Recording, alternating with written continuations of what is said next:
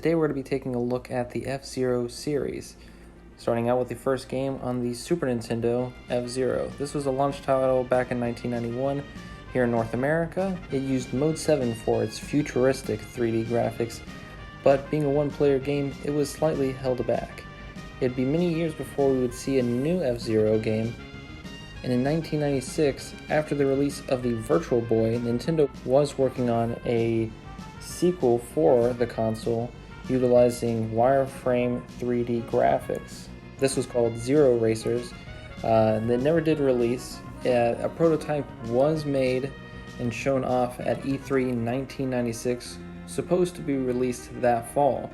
This game would include 4 new racers, and had it been released, it would have been the first FZero game to have 3D graphics and be the first to support 2 players.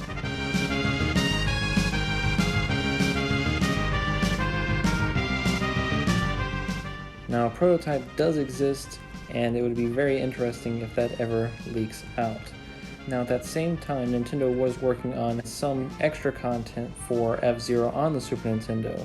This was called BS FZero Grand Prix, the BS standing for Broadcast Satellite. This was only in Japan. They had Grand Prix and Grand Prix 2, which did come out the next year. These were mostly new courses to race on, as well as new characters. Minor things. Again, only in Japan. Now, that next year, in 1998, FZero X released on the Nintendo 64. This was the first 3D FZero game, and the first to support more than one player. What's most impressive about FZero X on the Nintendo 64 is that it maintains a perfect 60 frames per second, which is very important for high-speed racing such as this game, but it was criticized for its low graphical quality, which is to be expected trying to maintain that frame rate. 2 years later, released only in Japan again, was the FZero X expansion kit. This was for the Nintendo 64 disk drive. Now, this is extremely interesting and, of course, rare. This is one thing from the disk drive I really wish did come to the United States. Much like the Satellaview expansions on the Super Nintendo, this included new racers as well as new courses, and interestingly enough, it included a way to customize your vehicle and had a course creator.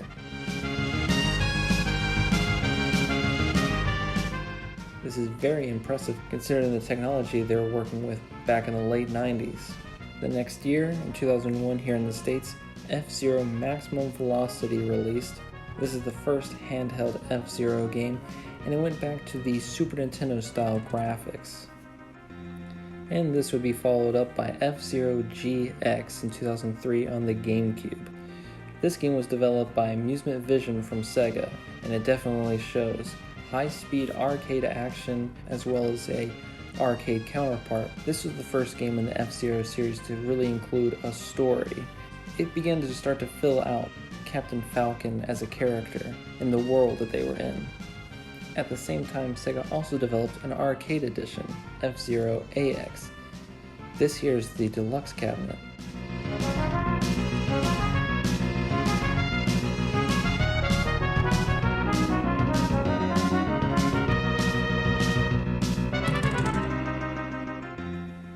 And the next year, FZero GP Legend released here in the States September 20th, 2004. This is the last FZero game released in North America.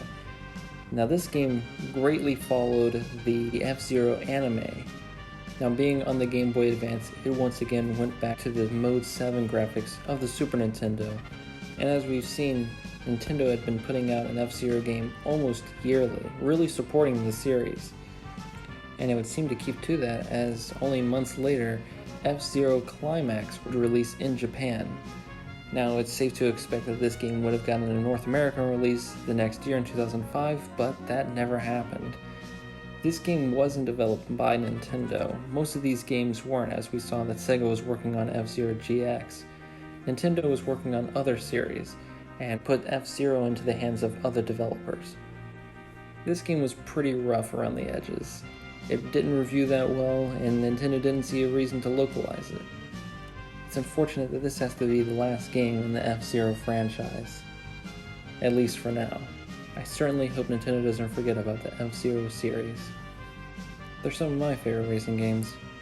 Now before I go, I do want to mention that it was a rumor that in 2011, before the launch of the Wii U, Nintendo of Europe approached Criterion Games from EA about making a new F-Zero game for the Wii U. But at the time they were working on multiple projects, including Need for Speed, and they turned them down. Now, there's many sources for this. Some say that Nintendo did, some say that they didn't. It's mixed on whether or not this is true or not. I certainly hope that Nintendo is trying to find someone that has a good idea, as Shigeru Miyamoto says, for a future installment.